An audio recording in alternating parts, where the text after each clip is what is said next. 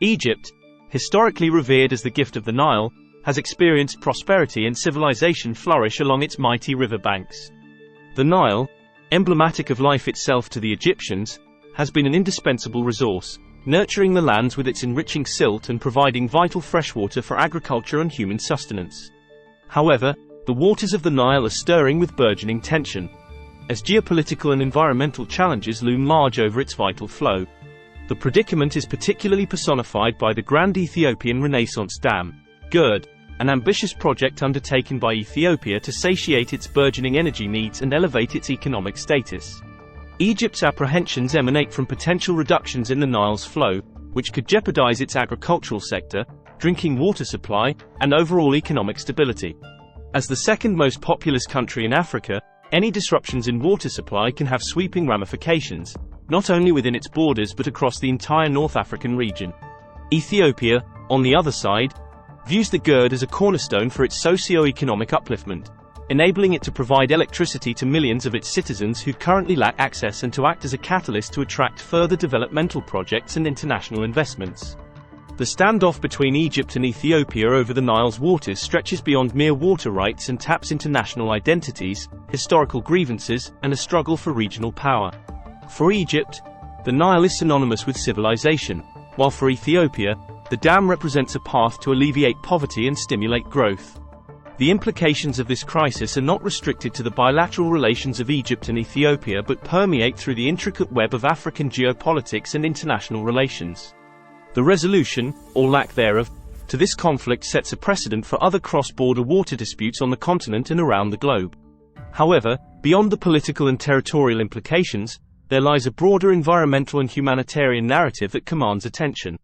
The alterations in the Nile's flow could drastically impact the fragile ecosystems that have evolved along its course, potentially triggering unforeseen environmental consequences.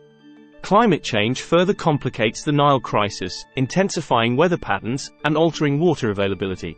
As temperatures rise and precipitation becomes more erratic, the Nile Basin countries might witness more frequent and severe droughts, further straining the already contentious water-sharing agreements. It is imperative to underscore that the Nile does not merely represent a source of water, but rather, it is intrinsically linked to the socio-cultural fabric of the societies it nurtures. From ancient Egyptian civilization to modern-day agricultural practices, the river has been immortalized in folklore, religion, and day-to-day life. The potential reduction in the Nile's water levels could propel mass migrations, as communities may be forced to relocate in search of more fertile lands and reliable water sources.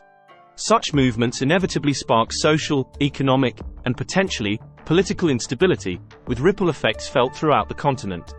The agricultural sector, a linchpin in Egypt's economy and employment, will indisputably be impacted by shifts in the Nile's behavior. The sector not only provides sustenance for the nation but also plays a pivotal role in international trade and relations, with Egyptian exports reaching numerous African and Middle Eastern countries. It's also essential to delve into how the Nile crisis could reshape alliances and foster new collaborations or animosities within Africa. Egypt, historically aligned with certain nations, may seek new partnerships or employ different diplomatic strategies to safeguard its access to Nile waters. Furthermore, the international community and global powers, with vested interests in the region, may recalibrate their positions, strategies, and alliances based on the evolving scenario.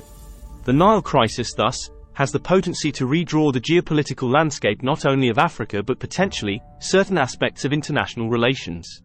Equally important is the lens through which we view the potential technological innovations and adaptations that may arise from this crisis. Egypt, confronted with potential water scarcity, may escalate its investments in water conservation, desalination, and efficient irrigation technologies. The narrative also explores the realms of legal frameworks and treaties in managing transboundary water resources.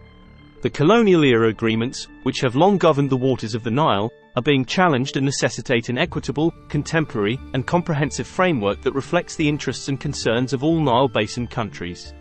Egypt's diplomatic stratagems in negotiating and possibly mitigating the Nile crisis also surface as a pivotal narrative strand. The strategies, comprising of diplomatic dialogues, international mediation, and perhaps, involvement of global organizations, underscore the nuanced nature of transboundary water disputes.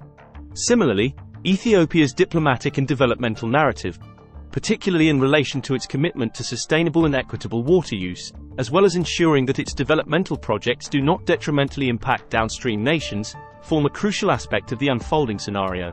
It is quintessential to also explore the perceptions, responses, and potential activism of civil society in both nations.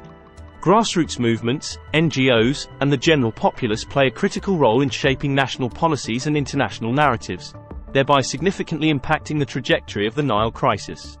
Economic repercussions, particularly in an era recovering from a global pandemic, where nations are grappling with economic downturns and striving for stability, further amplify the Nile crisis. The economic implications, while immediate for Egypt and Ethiopia, could potentially influence broader African and global markets. In this tapestry of intertwined narratives and multifaceted implications, the resolution of the Nile crisis necessitates a balanced and empathetic understanding of the aspirations, fears, and rights of all involved nations.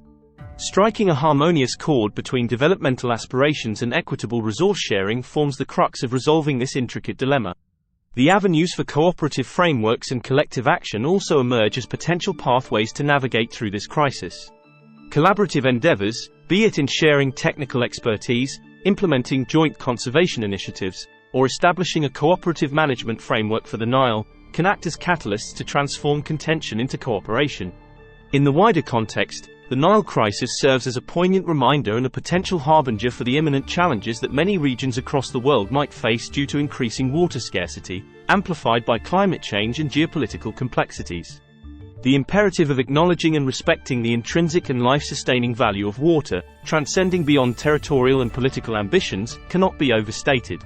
It is not merely a resource but a fundamental right that enables life, prosperity, and continuity of civilizations. An in-depth understanding and exploration of the Nile crisis hence provide not only insights into the present scenario but also elucidate potential strategies, frameworks, and philosophies that could shape our approach towards managing and respecting our most precious resource, water. The saga of the Nile, as it unfolds, hence encapsulates a myriad of narratives, from power and politics to survival and identity, offering a microcosm into the struggles, negotiations, and imperatives of managing transboundary waters in an era marked by environmental, geopolitical, and social flux. Thanks for watching Middle East Info. Please consider liking and subscribing for more intriguing content on this fascinating region.